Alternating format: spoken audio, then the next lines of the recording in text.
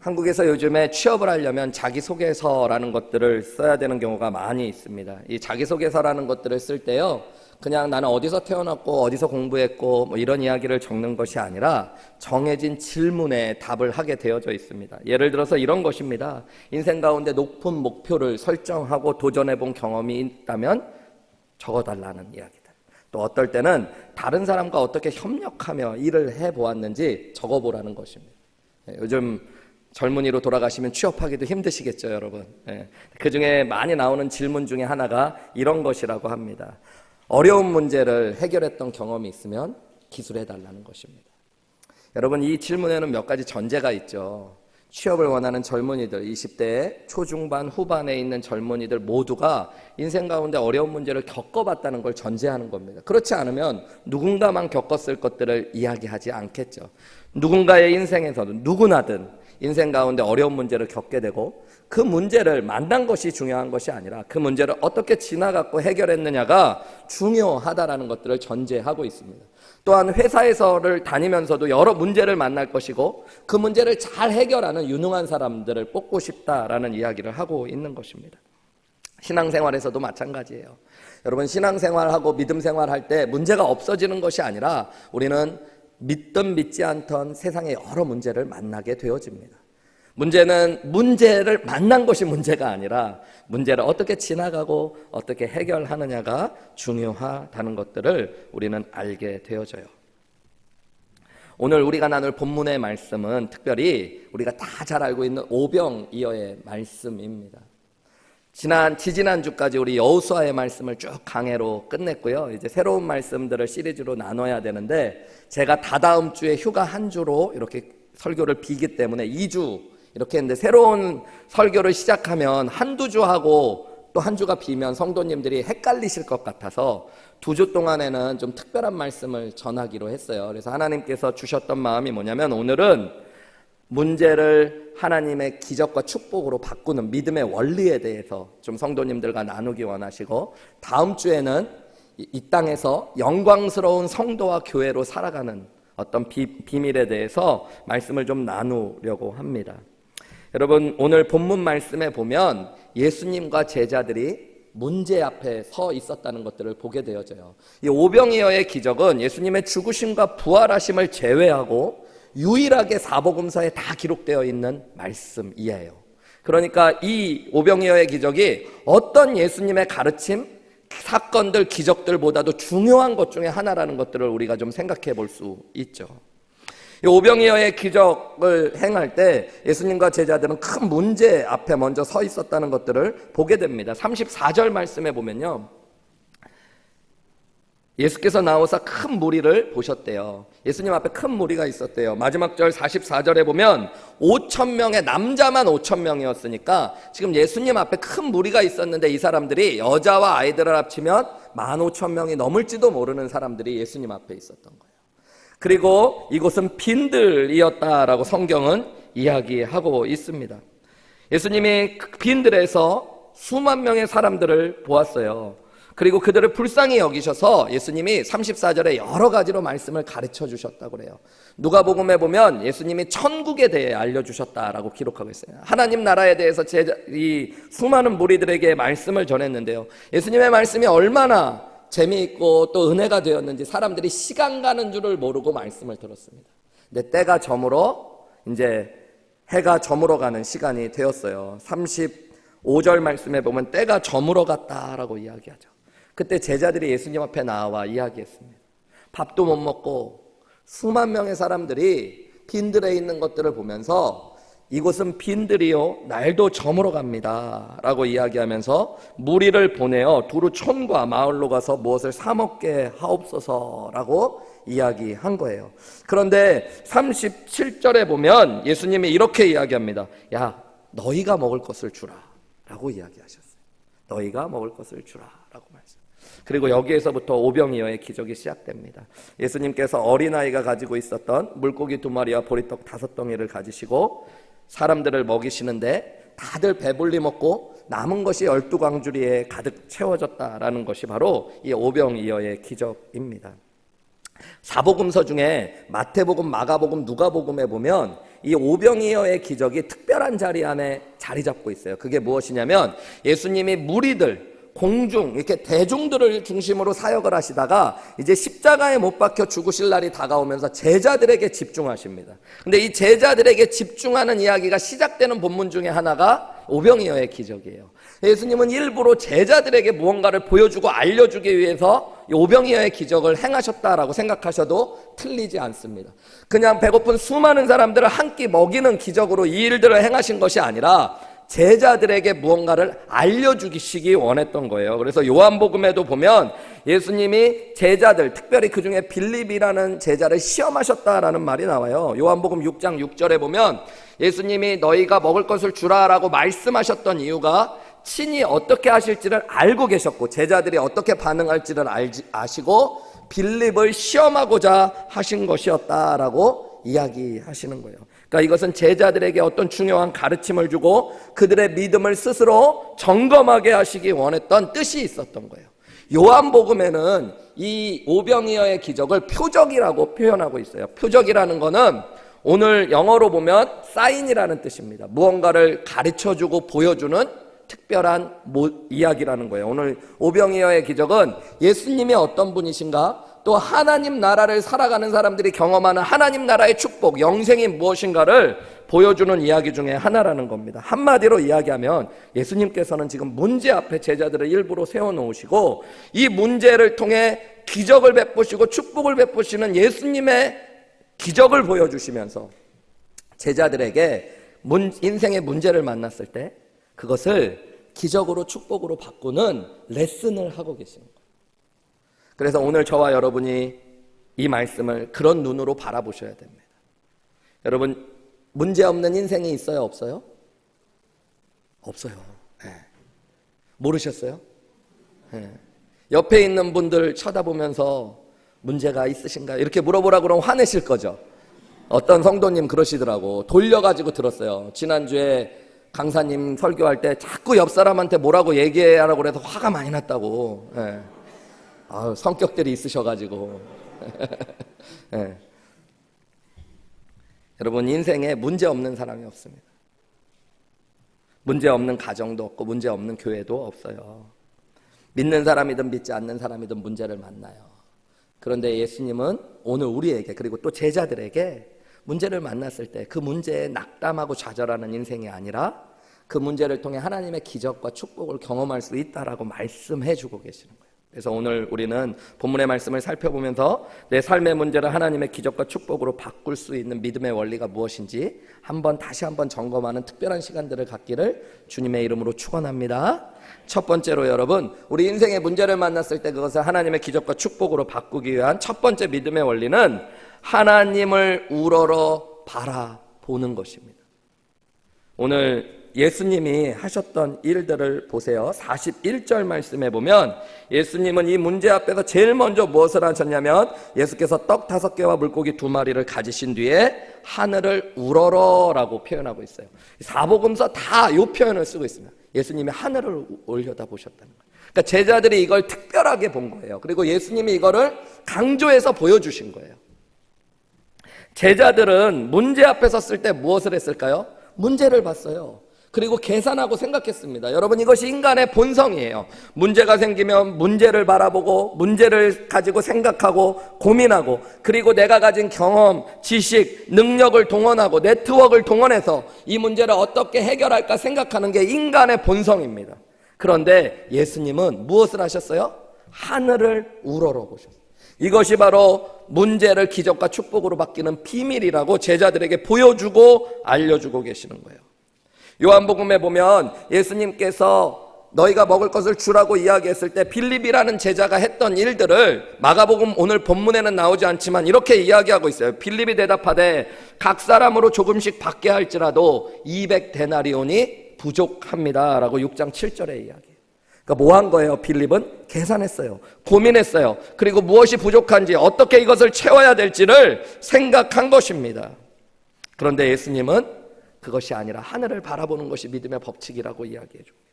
여러분, 하늘을 바라본다는 건 그저 눈을 들어 물리적인 하늘을 바라보는 것만을 의미하지 않습니다.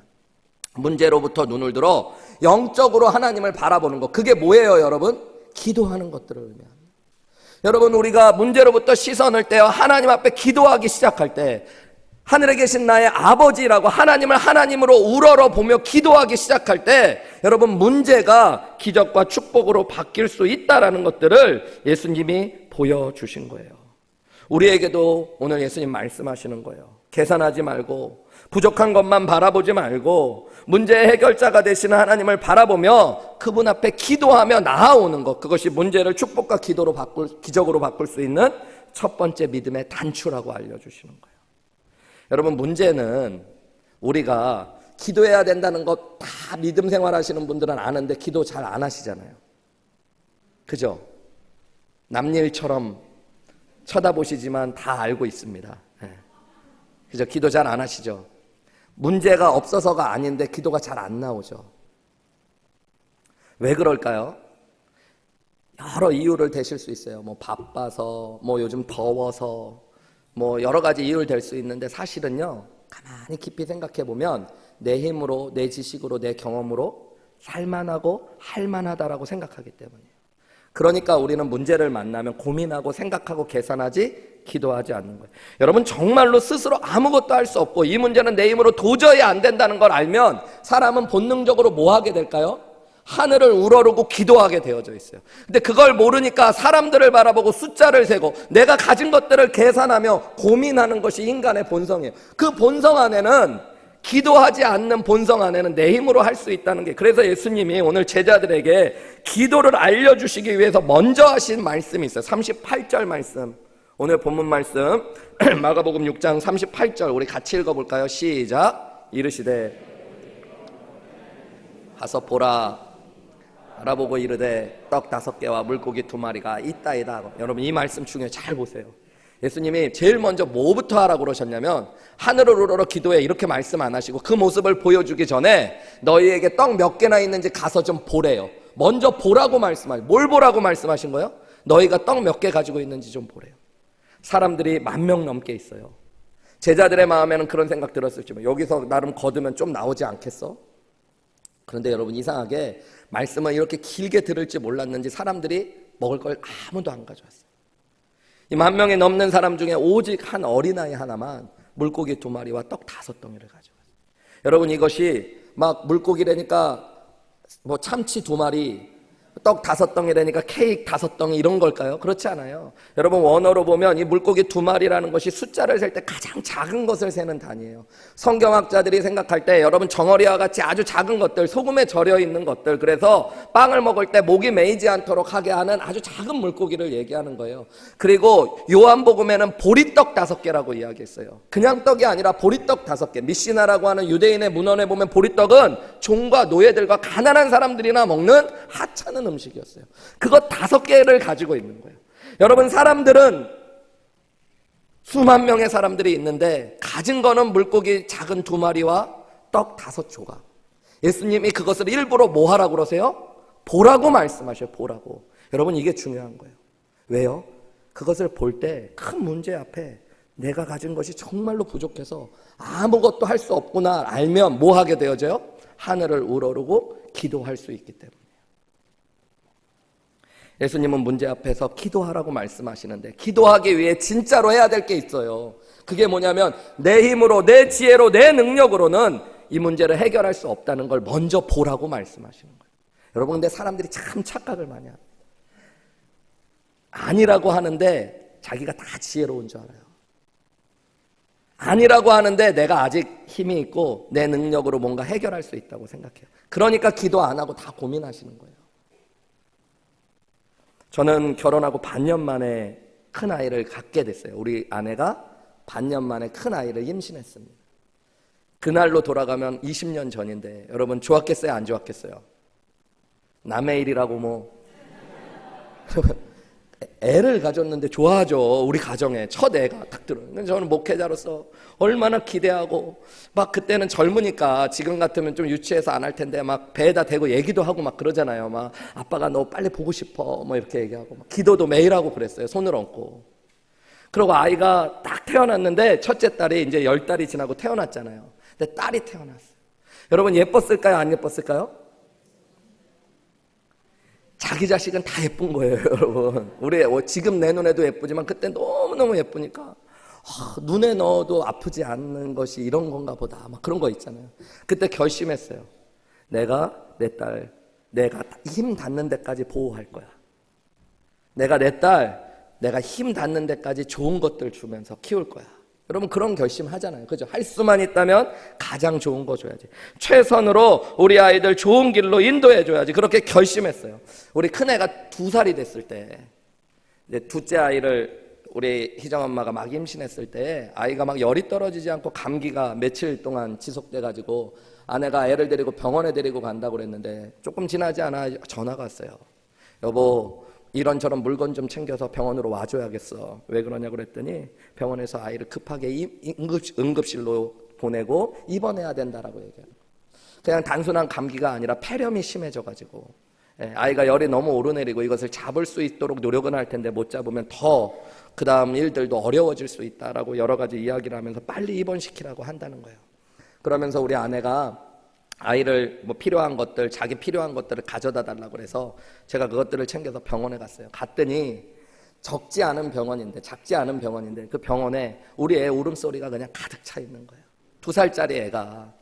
2살짜리면 여러분 잘 걷고 움직이잖아요. 그리고 말도 어느 정도 하는데 어른 같지는 않죠. 근데 처음으로 팔에 막 주사를 놓으려고 그러니까 얼마나 힘이 들겠어요. 애가 막 피하고 움직이다 보니까 몇 번을 쑤셨는데 실패를 하고 아이는 더 갈수록 자지러지려고 하고 그래가지고 제가 오자마자 의사랑 간호사가 하는 이야기가 엄마 아빠 보고 팔다리 좀 잡아달라고 얘기해요.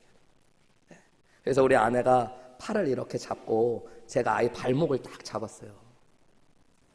근데 여러분 그때 제가 깨달은 게 하나 있었어요. 평생 잊지 않는 깨달음. 내 자식이 얼마나 귀하고 예쁜 자식인데 내가 가장 좋은 거 최선을 다해서 도와주고 싶고 보호해주고 인도해주고 싶었던 내 아이가 가장 위급한 순간 그리고 도와달라고 막 몸부림치며 외치는 그 순간 제가 할 수 있는 일이에요. 여러분 발목 잡고 있는 것밖에 없더라. 아무것도 할 수 있는 게 없더라. 제가 그것을 깨달았어요. 내가 대단한 사람인 것처럼 우리 아이를 내 지식으로 지혜로 인도하고 내 능력으로 보호하고 내가 무언가 해결해 줄 것처럼 얘기했는데 우리 아이가 정작 가장 위급하고 도와달라는 순간 내가 할 수 있는 게 여러분 발목을 잡고 있는 것밖에 없어요. 정말로 제가 그때 내가 내 자식 하나 책임지고 보호할 수 없는 한계를 가진 인간이라는 걸 뼈저리게 그때 느끼겠다. 그 위기의 순간 아이를 도와줄 수 없고 지켜줄 수 없는 무능력하고 지혜롭지 못한 나를 깨닫는 순간 여러분 내 속에서 신음소리가 터져 나오는데 어떤 신음소리가 터져 나왔을까요? 주님, 기도하려고 한 것도 아니에요, 여러분. 기도하려고 애쓴 것도 아니에요. 그런데 그냥 그 소리가 터져 나와요. 주님, 제발 도와주세요. 붙잡아 주세요. 살려주세요. 여러분 이게 기도예요. 기도하려고 할 때 새벽에 일어나서 마음을 잡고 막 다 잡고 기도하려고 해도 기도가 잘 안 되죠. 여러분 아침에 일찍 일어나서 기도가 안 되는 게 아니에요. 여러분 장소가 불편해서 몸이 피곤해서 기도가 안 되는 게 아니에요. 내가 아직도 무언가를 할 수 있고 내 지혜로 내 능력으로 내 힘으로 무언가 해결할 수 있다는 착각 때문에 우리는 기도하지 않아요. 그런데 문제 앞에서 하나님은 먼저 보라고 말씀하셔요.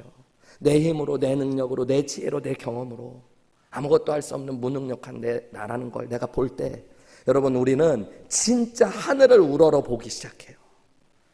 보지 말라고 해도 보게 되어져 있어요. 그때 기도하면 여러분 그 기도를 통해 하나님은 우리의 문제를 기적과 축복으로 바꾸어내실 수 있는 첫 걸음이 시작된다는 것 믿으시는 귀한 아침 되시기를 주님의 이름으로 축원합니다. 너무너무 중요한 거예요. 여러분 우리 아이가 이제 한 20살이 됐죠. 대학교 1학년을 마쳤는데 우리 두 아이들 이렇게 키우다 보면 여전히 가끔은 어려운 문제들, 힘든 일들 만날 때 있어요. 근데 그때마다 우리 큰애 2살 때 제가 경험했던 그날을 자꾸 떠올리려고 해요. 착각하지 말자. 내 힘으로 할 수 없다는 것. 내가 만나는 모든 문제 가벼이 보일지라도 수만 명의 배고픈 사람들 앞에 물고기 2마리와 떡 5덩이밖에 갖지 못한 것이 나라는 걸 내가 보자. 주님 좀 도와주세요. 주님 제발 좀 힘 좀 내게 해주세요. 나의 인생에서, 나의 가정에서, 직장에서, 교회에서 문제를 만났을 때 주님이 먼저 알려주시는 것이 이것이에요. 너 잘 보아라. 네가 할 수 없다는 것을 잘 보라고 말씀하시고, 그리고 하늘을 우러러 기도하라고 말씀하시는 거예요. 너는 네 힘으로 네 자식 하나 교육할 수 없는 사람이란다. 너는 네 힘으로 네 남편, 네 아내 바꿀 수 없단다. 여러분, 이걸 알고 보는 게 중요해요. 그걸 모르니까 자꾸 뭘 해보려고. 여러분, 남자들이요 그렇게 쉽게 잘 안 변합니다. 네. 예전에 우리 어머님이 그러셨는데, 남자들 철들면 죽는다고. 남자들 죽을 때 철든대요, 여러분. 정확한 얘기는 죽을 때 철든다. 그러니까 여러분, 남편이 일찍 철들면 죽을 수 있다는 거 알고 여러분 그냥 내버려 두세요. 내 힘으로 하려고 하지 말고 여러분 기도하셔야 돼요. 정말 안 되는 걸 알면 주님 제발. 여러분, 이게 필요해요. 주님 제발. 그때 문제를 기적으로 바꾸신 하나님의 은혜를 경험하게 되어지는 거예요. 여러분, 가정들이 문제가 많대요. 실제로 믿음의 가정 안에도 부부 문제, 자녀들 간의 문제, 여러 가지 문제 때문에 가정이 해체되고 어려움을 겪고 낙심하고 절망하는 분들 계십니다.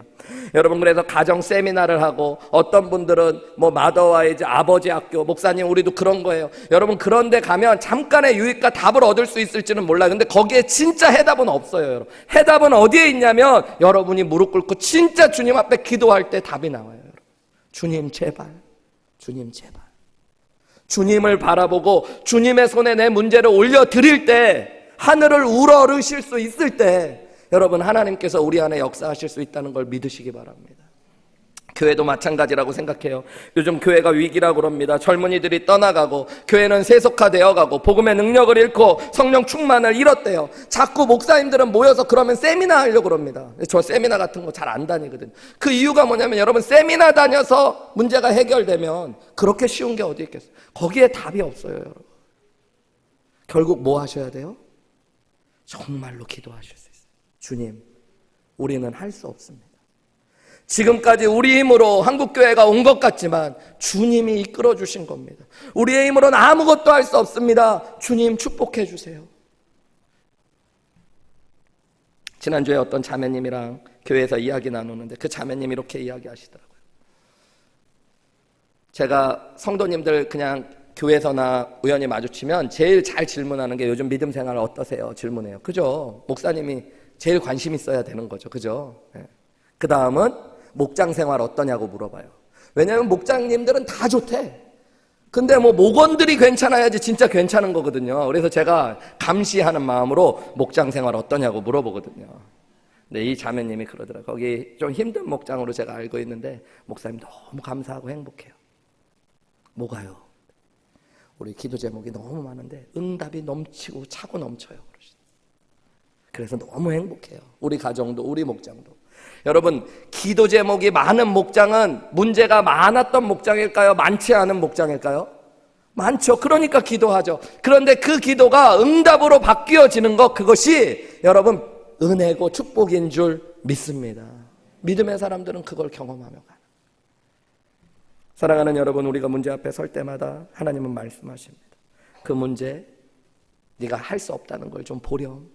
그리고 문제로부터 눈을 들어 나를 바라보고 기도하기 시작하려. 그러면 내가 일할게.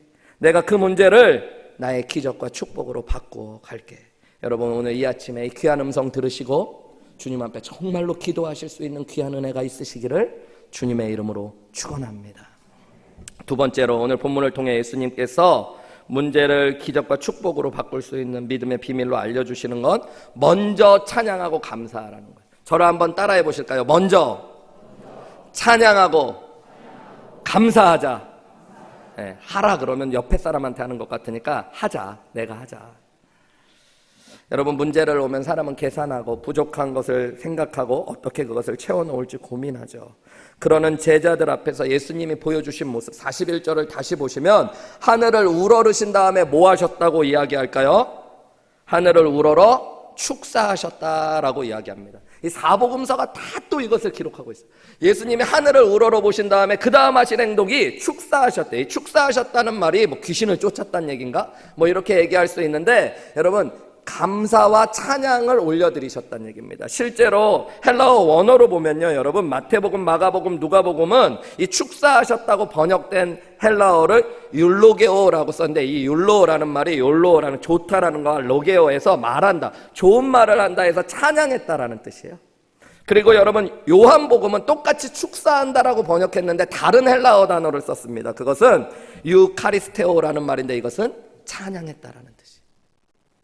여러분 찬양하고 감사했다는 것들을 제자들이 성경에 다 적었어요. 예수님이 문제 앞에서 기적을 일으키시기 위해 했던 행동들 중에 중요하고 눈에 띄는 일들로 이것을 적어놓고 있는 거예요. 그것이 너무 놀랄만한 일이었고 이것이 중요한 일이었다라고 제자들이 생각한 거예요. 왜 그랬을까요? 뭐 찬양하고 감사한 게 뭐 그렇게 대단해. 예수님이, 그것도 믿음 있는 사람이. 근데 여러분 가만히 생각해 보세요. 우리는 문제가 지나가면 감사하고 찬양해요? 문제가 지나가기 전에 감사하고 찬양해요? 대부분 지나가면 감사하고 찬양하죠. 축복을 받으면 감사하고 찬양해요? 축복을 받기 전에 감사하고 찬양해요? 받으면 할 때가 많죠. 그죠? 네. 여러분 근데 그거 아세요? 축복을 경험하고 기적을 경험하고 문제가 지나가고 나면 하는 감사와 찬양은 믿음 없어도 하는 것입니다. 제가 아는 분 중에 교회 한 번도 안 다니시고요, 정말로 믿음 1도 없는 한 분이 계신데, 이분 사업하시는 분인데요, 사업하고 무슨 자기 그냥 뭐 하다가 좋은 일만 생기면 항상 이렇게 하세요. 신령님, 부처님, 예수님 감사합니다, 땡큐. 항상 이렇게 얘기하세요. 그냥 무슨 일만 있으면. 예. 뭐 가다가 음식 맛있는 것만 먹어도 하나님, 예수님, 신령님 감사합니다, 땡큐 이렇게 얘기해요. 여러분 그건 믿음 없어도 하는 거예요. 믿음 있는 사람은요, 기도했다면, 내가 하나님을 문제로부터 눈을 들어 하나님을 바라봤다면 하나님이 일하실 것을 믿기에 뭐 할 수 있는 거예요? 먼저 찬양하고 감사.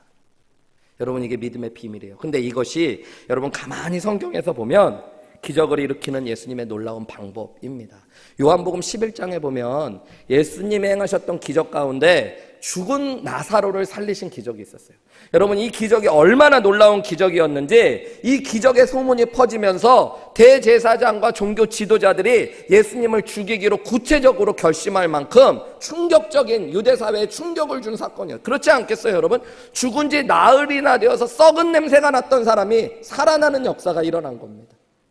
이 놀라운 기적을 행하실 때 예수님이 어떻게 하셨냐면요, 나사로가 무덤에, 동굴 무덤 속에 있을 때 그 돌문 앞에 서셔가지고 요한복음 11장 39절에 보면요, 예수께서 이르시되 돌을 옮겨 놓으라 이렇게 말씀하셨어요.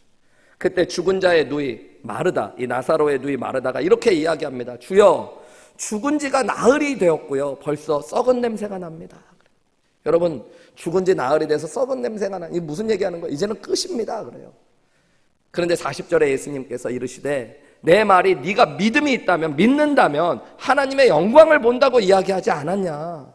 믿음은 문제를 뛰어넘어 하나님의 영광을 보는 거라고 내가 얘기하지 않았냐? 그러면서 41절에 돌을 옮겨 놓으니, 여러분 같이 읽어볼까요? 시작. 예수께서 눈을 들어 우러러 보시고 이르시되 아버지여 내 말을 들으신 것을 여러분 똑같은 일들이 표현되어 있죠.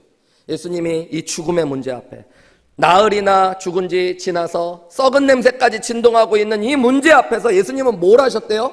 눈을 들어 하늘을 우러러보셨대요. 기도하기 시작하셨어요. 그러면서 뭐 하셔요? 아버지여 내 말을 들으실 것을 감사합니다가 아니라 들으신 것을 감사한대요. 여러분 이게 예수님이 문제를 기적과 축복으로 바꾸셨던 놀라운 통로예요. 통로. 여러분 정말 믿음이 있으면, 믿음이라는 게 뭐예요? 하나님 살아계신 것들을 믿고 하나님이 내 삶에 역사하실 것들을 믿는 겁니다. 그러면 여러분 먼저 뭐 할 수 있게 되어져요? 찬양하고 감사할 수 있게 되는 거예요.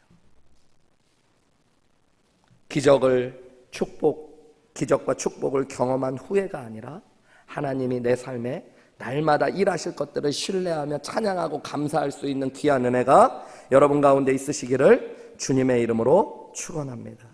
빌립보서 4장 6절에서 7절 너무 유명한 말씀이죠. 아무것도 염려하지 말고 다만 모든 일에 기도하고 간구하래요. 그런데 그냥 기도와 간구가 아니라 너희 구할 것을 어떻게 하나님께 아뢰래요? 감사함으로 아뢰래요. 여러분, 이게 믿음의 법칙이에요. 염려할 만큼 큰 문제를 만났을 때 기도하는데 감사하며 기도하는 겁니다. 감사하며 기도.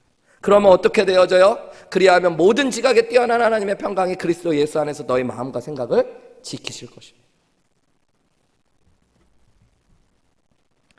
바울과 실라가 하나님의 뜻에 따라 말씀을 따라 여러분 유럽에 선교를 하기 위하여 나아갑니다. 소아시아로 나아가렸던 그들을 하나님이 방향을 돌리셔서 빌립보라는 지역으로 인도하셨어요. 그곳에서 귀신 들린 여종을 치유해주고 나서 하나님의 은혜를 경험한 게 아니라 감옥에 갇히게 되어져요.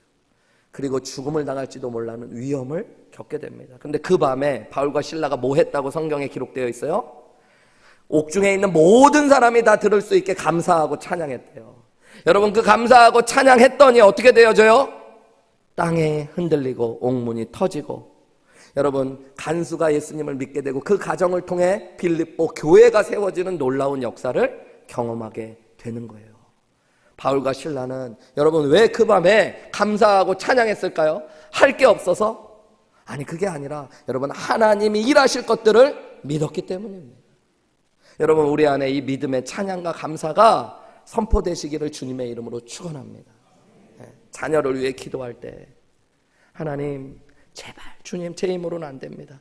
우리 자녀 좀 축복하시고 인도하여 주옵소서. 거기서 그쳐가지고 내 눈으로 계속 바라보면서 판탄하는 기도. 하나님 어쩌다가 저런 자식을 주셨습니까? 그 다음에 뭐 하면 불신하는 기도. 하나님 제가 밥이나 먹고 살지 모르겠습니다. 아이고 주여, 아이고 주여. 뭐 이 기도 말고 여러분 감사와 찬양을 선포한 주님이 응답하신 줄 믿습니다. 우리 자녀를 축복하실 줄 믿습니다. 이미 하나님께서 일하심을 내가 확신합니다. 여러분, 그때 하나님의 역사가 일어나는 거예요. 제가 아는 한 자매님 중에 너무너무 미소가 예쁜 자매, 너무 웃음이 항상 웃으셔요. 너무너무 보면은 그냥 주변에 있는 사람들이 다 기분이 좋아져. 그리고 항상 감사하고 기쁨이 넘치시고 평안이 넘치고. 저는 그 자매님이 엄청 부자인 줄 알았어요. 얼굴도 부하시고 뭐 미소도 좋고 그러니까 돈이 좀 있으신가 보다, 인간적으로. 그리고 남편을 되게 잘 만났나 보다. 그잖아요, 여러분. 조금 결혼하시고 시간이 지나가면 남편 잘 만난 분이랑 안 만난 분 표정이 싹 달라지는 거 아시나요? 여러분 잘 모르시죠? 내 얼굴을 잘 못 보셔서. 아무리 숨기려고 해도 남편 잘 못 만난 분들은 뭔가 한이 있으셔가지고 우라가 자꾸 치밀고, 그죠? 여름에 주여 하라고 해도 자꾸 죽여 막 이러시고 이렇게 되고 막 그런 것들. 남편을 조금 남편 잘 만난 분은 이분 제가 보면 남편도 엄청 잘 만나, 그리고 고생을 안 하셨나 보다. 혼자 그런 생각을 할 만큼 정말로 미소가 너무 예쁘고 항상 평안하시고 기쁨이 넘치는 자매님 계셔. 그 자매님하고 교제하고 조금 이렇게 대화를 나누다가 나중에 알게 된 사실인데요, 20년쯤 전에 남편과 아들이 불의의 사고로 비극적으로 세상을 떠난 분이더라고요. 혼자 되어서 미국에서 이야기하시는데, 목사님 초등학생 딸 하나 데리고 하루도 쉬지 않고 지금까지 일했다. 쉴 수도 없고 멈출 수도 없고. 너무너무 놀랐어요. 상상할 수도 없는. 어떻게 그럴 수 있었을까? 그런 자매님 하시는 말씀이, 자기는 매일같이 감사일기를 쓴대요. 잘 알아들으신 거죠, 여러분? 일기 언제 써보셨어요, 여러분? 초등학교 졸업한 이후로 일기 끊으셨어요?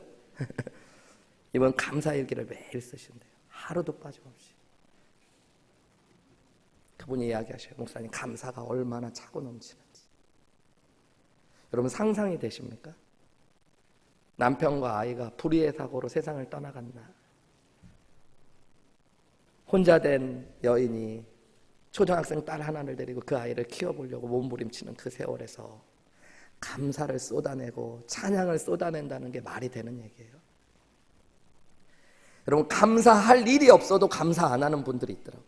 특히 한국 분들은 참 희한하게 그게 너무 감사하고 찬양하면 자랑한다고 생각되는지 뭐 하나씩 꼬시는 분들이 있어. 뭐 이렇게 목사님이 식사하라고 와가지고 아내분이 막 음식을 너무 잘하시고 그러면 너무 좋으시겠어요. 음식 솜씨 좋은 아내랑 만나셔서 그러면 그냥 감사합니다 이래야 되는데 목사님 살아보세요. 성격이 얼마나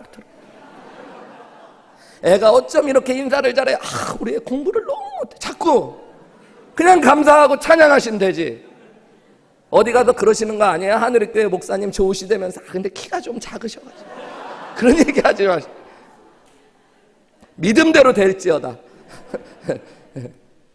저주한 거 아닙니다. 여러분 축복한 겁니다. 믿음대로 되시라고. 찬양하고 감사. 기적 같은 일 아니에요. 빈들에서 수만 명의 배고픈 사람들 앞에서 물고기 2마리와 떡 5덩이를 예수님이 뭐 하셔요? 감사하고 찬양하셔요.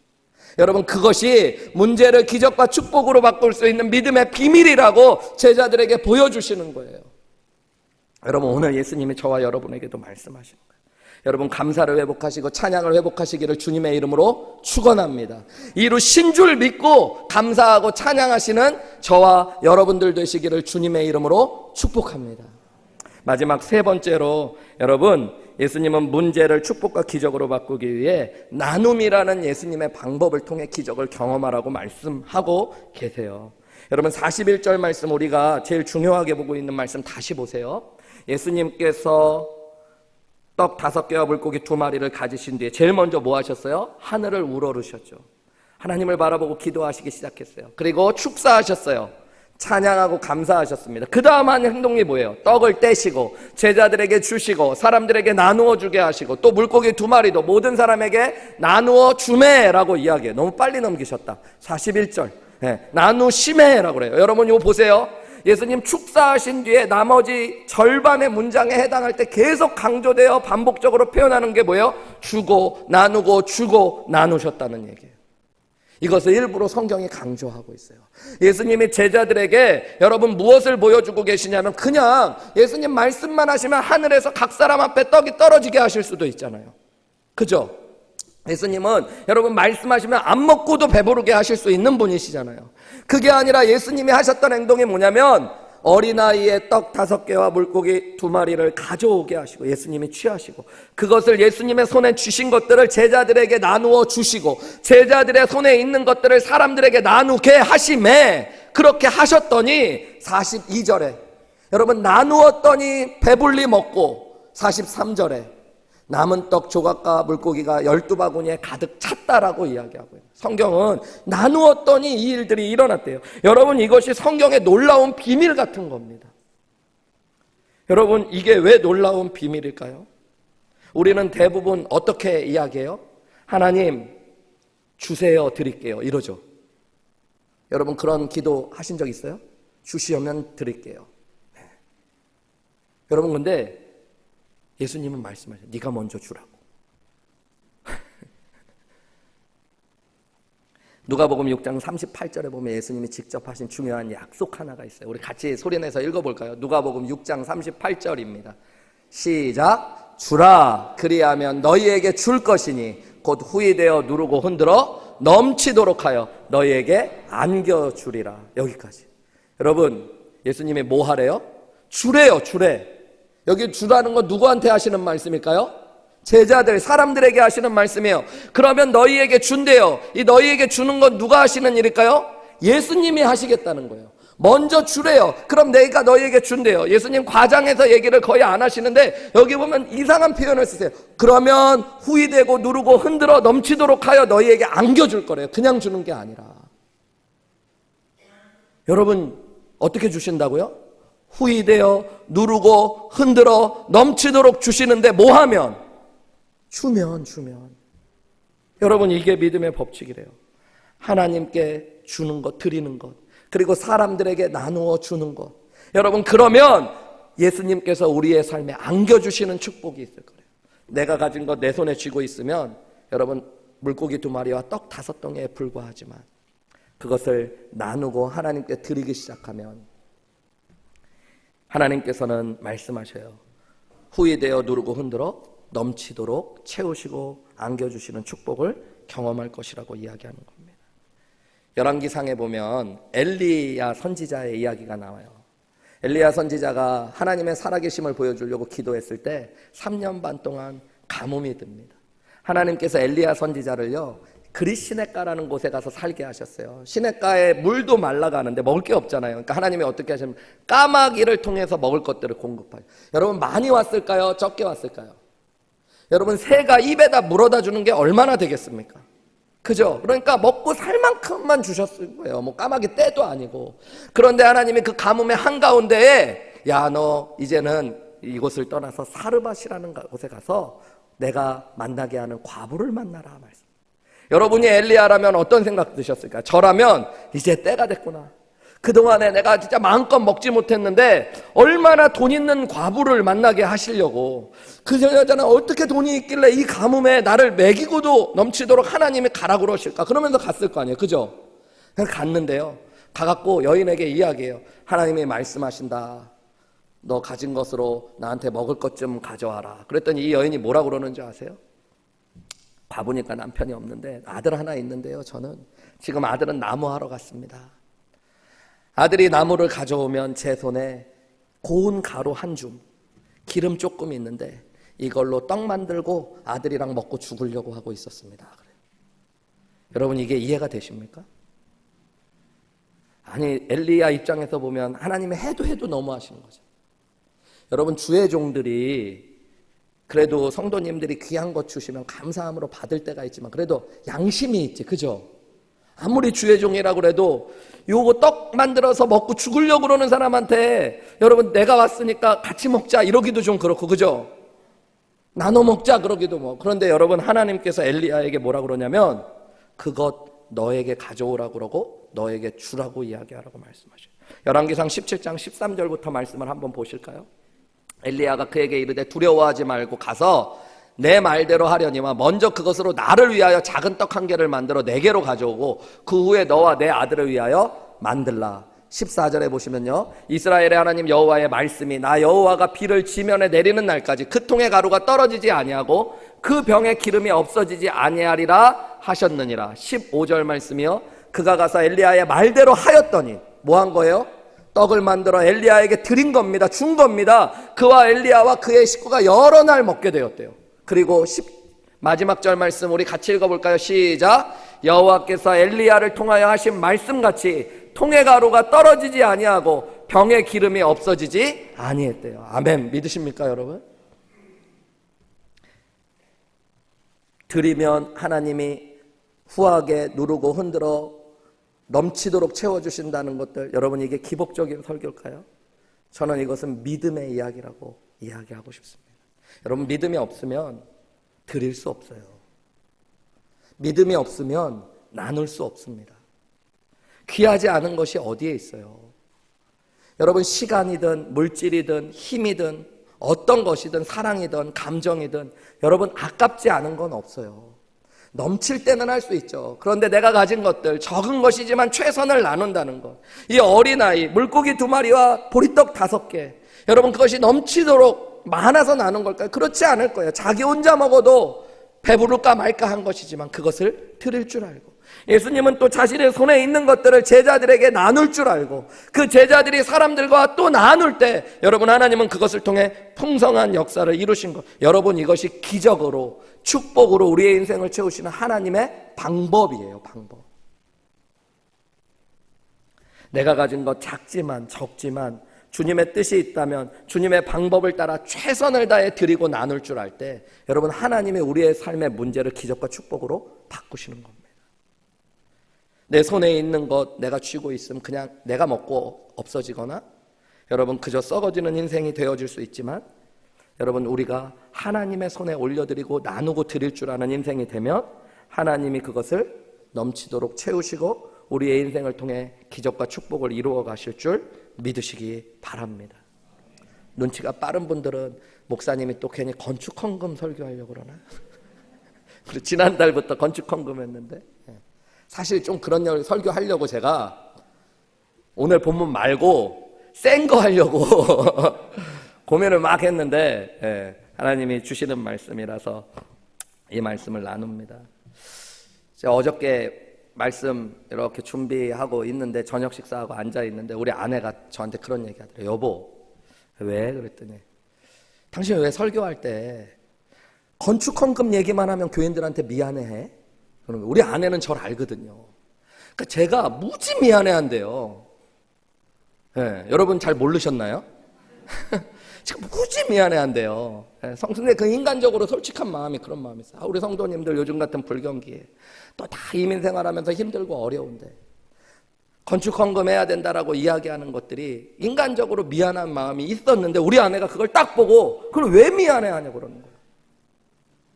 그러면서 하는 얘기가 하나님 일 이야기하고 있는데 하나님 뜻이라면 여보 담대하게 선포해야지 그러더라고요.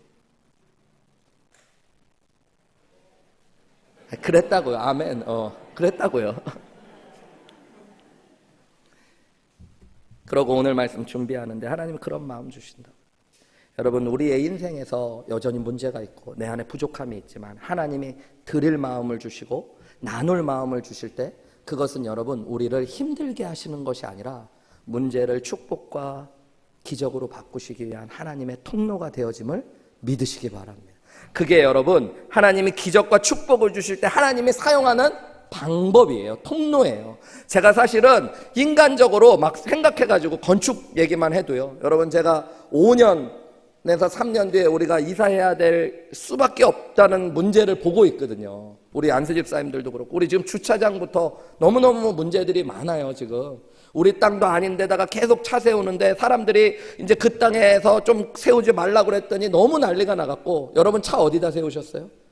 저는 지난주에 저기 새로 지은 건물 뒤쪽에다가 차를 세웠더니요 오고 가는데 진짜 멀더라고 교회가. 여러분 성도님들이 얼마나 힘드실까. 세 가족 중에 어떤 분은요 지난주에 오셨다가 차 세우는데 일로 가세요 절로 가세요 막 계속 그러니까 그냥 집으로 가셨다고 그러더라고요. 여러분 그러면 안 되잖아요. 최소한 우리가 앞으로는 더 그럴 거 아니에요. 보수적으로 잡아서 여러분 한 해에 오늘도 5가정이 2부 예배 때도 2가정 오시고 오늘 3부 예배 때는 5가정이 새로 오셨는데 방문하신 가정 빼고 4가정인데 그중에 절반만 교회에 정착하신다고 해도 1년이면 150명 200명씩 늡니다. 그것을 반으로 잡아서 100명씩만 잡으면 4, 5년 뒤에는 여러분 5, 600명 이상 늘어 있을 거 아니에요. 누군가는 그 고민을 해야 되잖아요. 그러니까 제가 얼마나 공대 나오고 수학 잘해서 계산이 빠르다고 말씀드렸잖아요. 어느 날 앉아서 맨날 생각하는 거예요. 최소한 이 정도 돈은 필요한데 보니까 만져보지도 못한 돈이 필요하더라고. 막 1000만 불. 놀라지도 않으시죠? 지금 속으로 그러시는 거예요? 교회 바꿔야겠다 이러시는 거예요?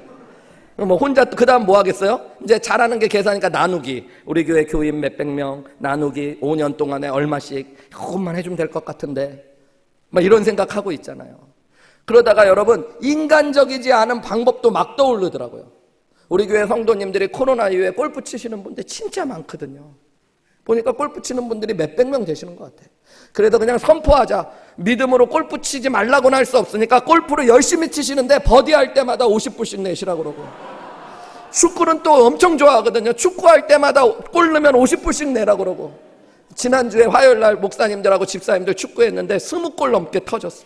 가만히 생각하니까 한 주만 미리 얘기했으면 600불은 들어왔을 텐데 요즘 맨날 그런 계산하고 있다니까요. 여름 휴가를 다다음 주에 이제 가족들 아이들 커가니까 언제 또 갈지 몰라서 서부로 가는데 아는 친한 목사님이 샌프란시스코에 집 이사했는데 한 번도 안 왔다고 그래서 LA 쪽 들렸다가 이렇게 라스베가스 들려서 샌프란시스코까지 좀 가는 여행을 짰는데요. 우리 아이가 그러는 거예요. 아빠 우리 왜 라스베가스 가? 우리 아이 한 번도 안 가봤거든요. 그랬는데 우리 아이가 아는 건 라스베가스 가면 카지노 한다는 것밖에 몰라요. 아빠 건축 때문에 라스베가스 가는 거예요. 여러분 그 얘기를 딱 듣는데 얘가 미쳤다가 아니라 그런 일이 있을 수 있나? 내가 의도하고 하면 죄지만 모르고 갔는데 하나님이 인도하시는 거라면 사람이 그런 생각 들 수 있잖아요. 그죠? 또 모르니까 중독하겠다는 게 아니라 한두 번은 이렇게 해봤다가 진짜로 뭐 나오면은 감사할 수 있잖아요. 그죠? 천만 불이 필요하면 천만 불이 있어야 되는 게 아니더라고요. 은행에서 대출을 하려면은 200~300만 불만 죄송합니다. 적다는 건 아니지만 있으면 되는데 그게 없어갖고 내가 맨날 고민하니까 혹시라도 모르잖아요. 그죠? 예. 했다가 한 방에 그냥 해결돼서 여러분 걱정하지 마십시오. 그럴 수도 있고. 근데 여러분 하나님이 주시는 말씀이 하나님의 방법이 아닌 거예요. 하나님이 주시는 방법이 있어요.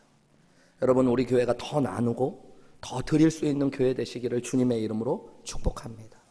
우리가 가진 것 아무것도 아닌 것 같지만 물고기 2마리에 떡 5덩이 같지만 그것을 하나하나 드리고 그것을 하나하나 나눌 때 여러분 하나님께서 모두를 배부리 먹고 12광주리가 남도록 채우실 수 있는 하나님이심을 저는 믿습니다.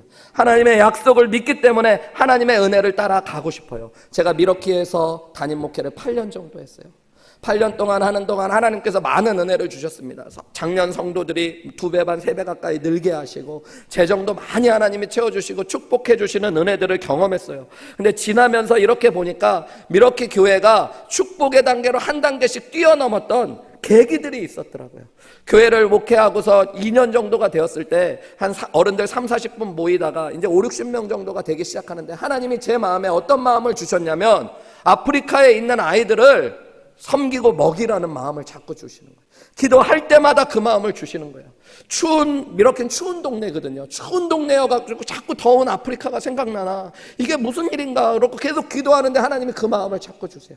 교인들과 나누고 교인들과 함께 나누는데 우리가 했던 결정이 있었어요. 그게 뭐냐면 목사님 아프리카 아이들을 어떻게 도울 수 있는지 목사님이 좀 알아보시고 우리가 헌신하겠습니다. 성도님들이 이야기하시죠. 그래서 월드비전에 아는 분들을 통해서 연락했더니 남아프리카 공화국의 은콩코베라고 하는 가장 작은 마을인데 그 마을을 한번 입양해 보면 어떠냐고 말씀. 그래서 그 마을을 입양하기로 했어요. 작은 교회였지만. 그리고 제일 먼저 했던 일이 그 마을에 있는 부모님이 없는 아이들 23명을 미러키 교회가 책임지기로 했어요. 매달 그 아이들이 성년이 될 때까지. 근데 돈이 없잖아요. 당장 돈이 있어서 한 게 아니라. 그래서 이걸 어떻게 드릴까 고민해 봤더니 제 그냥 개인적인 생각에 지금 같으면 그냥 더 하시자고 얘기했을 수도 있는데 그때는 믿음도 적고 항상 제 마음에 미안함들이 있어서 가만히 돌아보니까 꽃꽂이를 미러키 교회도 매주 하는데요. 그 당시에 한 50불에서 100불 사이로 각 가정이 내요. 1년에 처음이 되면 달력을 쭉 교인들한테 돌려가지고 가정이 헌화할 수 있는 것들을 이름을 쫙 적어요. 근데 뭐 각 가족이 가만히 보니까 식구 수에다가 조금 더 하시더라고. 3식구가 있으면 각자 생일 있는 주간 정도에 하고 한두 번 정도 더 하시고 이렇게 하시더라고요. 그러니까 한 4명 식구가 있는 가정은 한 200불 정도 1년에 하시는 거죠. 300불 정도. 그렇게 하시고 이제 빈자리들은 안수 집사님들이 다 채워놓고 뭐 이런 일들을 하는데 제가 선포했어요. 우리 이제 꽃꽂이 없앱시다. 그리고 꽃꽂이 헌화했던 것만큼 하신다고 생각하시고 아이들을 위해 매달 우리 헌금해서 돈을 보내자고 했어요. 그리고 교회 복도에다가 은콩코베 아이들 23명 우리가 입양한 아이들 사진을 크게 붙여놓고 그것이 우리가 하나님께 드리는 꽃이라고 이야기했어요. 근데 그 일 이후에요. 여러분 하나님의 교회에 새신자들을 훨씬 더 많이 보내주시고 그리고 보통은 교회가 새신자들이 늘면 재정은 그보다 늦게 늘어야 되는데 교회의 재정은 훨씬 더 빠르게 늘어가는 거예요. 두 번째 기회는 한 2년 정도 그렇게 지나가고 교인들이 막 100명 이렇게 되어갈 때 하나님이 또 아프리카에 대한 마음을 주시는 거예요. 이번에는 서부 아프리카, 불어권 아프리카거든요. 거기엔 선교사들이 거의 없어요. 영어권 아프리카에는 선교사들이 많은데 불어권 아프리카에는 선교사들이 거의 없습니다. 근데 그곳에 교회를 세워주고 신학교를 세우는 비전을 하나님이 주셨어요. 그래가지고 교인들하고 또 이야기했어요. 매달 600불씩 신학교 세우는데 지원하고 돈이 교회 세우는데 그 당시에 얼마 드나 알아봤더니 4만 불에서 5만 불 든대요. 교회 하나 건축하는데 1년마다 하는 건 힘드니까 1년마다 2만 불에서 2만 5천 불씩 헌금해서 2년마다 교회 세웁시다. 성도님들 중에 많은 분들이 어떻게 어떤 마음으로 해야 되는지 알아서 다 감사함으로 따라와 주셨어요. 근데 몇 분들은 마음에 시험들이 드셨어요. 젊은 목사님이 겁도 없이 저런다. 우리 교회 몰기지도 많은데 해야 될 것도 많은데 저런 일을 한다고. 그래가지고요. 지난 이야기지만 집사님들이 한 20몇 명 계셨는데 집사님들이 그거 결정하고 운영위원회 사무처리에 해갖고 결정한 주간에 집사님들 23명을 어떤 집사님 둘이 모으셨어요. 왜 모였을까요? 목사님 쫓아내자고.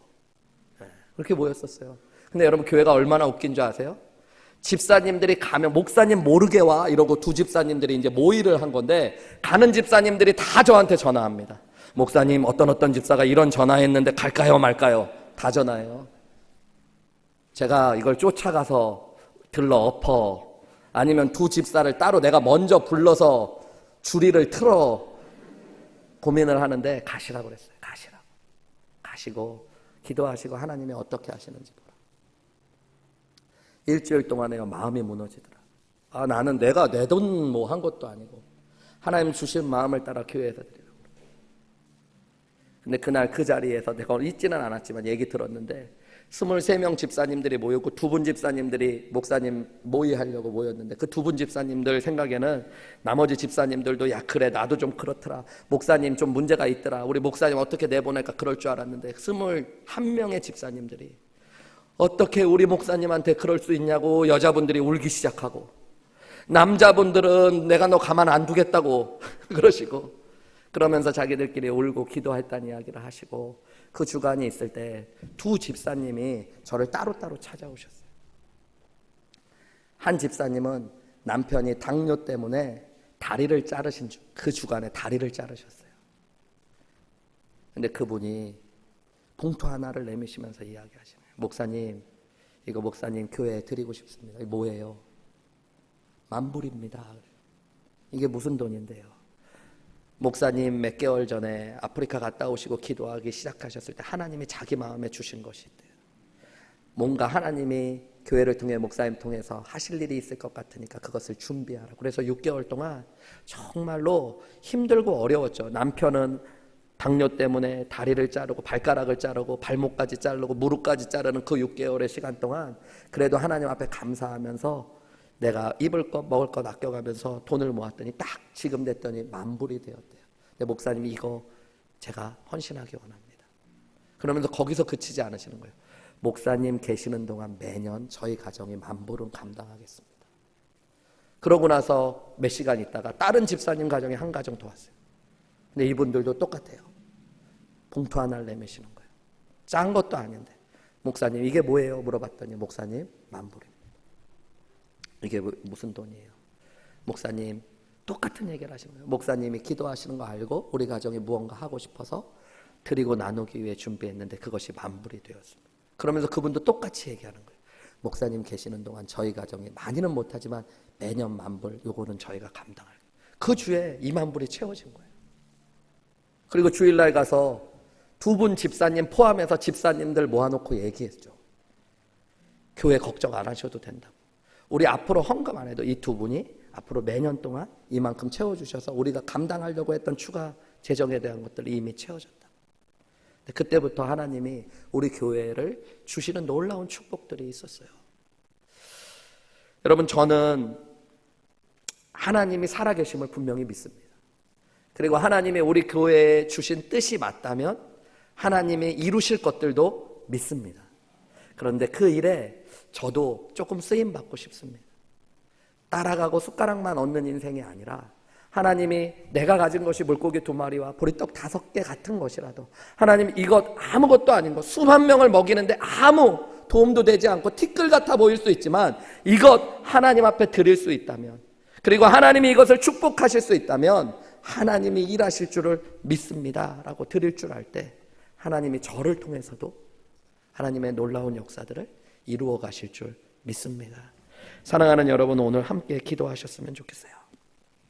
하나님이 여러분을 축복하시기 위해 때로는 여러분의 시간, 물질, 재능, 에너지, 여러분 하나님에 따라 드리고 나누라고 말씀하시는 것이 있다면 우리가 순종하며 기대하며 하나님 앞에 나아갈 수 있는 은혜가 있었으면 좋겠습니다. 여러분, 혹시 기도해야 되는데 기도하지 못하고 있는 문제가 있다면 오늘 주님 앞에서 나의 부족함과 무능력함, 지혜롭지 못함을 분명히 깨닫고 고백하며 하나님을 바라보고 기도할 수 있는 믿음을 더하여 달라고. 하나님 또한 믿음으로 일하실 하나님을 기대하며 먼저 찬양하고 감사할 수 있는 믿음을 나에게 더하여 달라고. 무엇보다도 하나님, 작고 부족하지만 최선을 다해 드리고 나눌 때에 하나님께서 나를 통해 하나님의 기적과 축복을 이루어 달라고 우리 이 시간에 함께 기도하며 나아가시겠습니다. 기도하시겠습니다.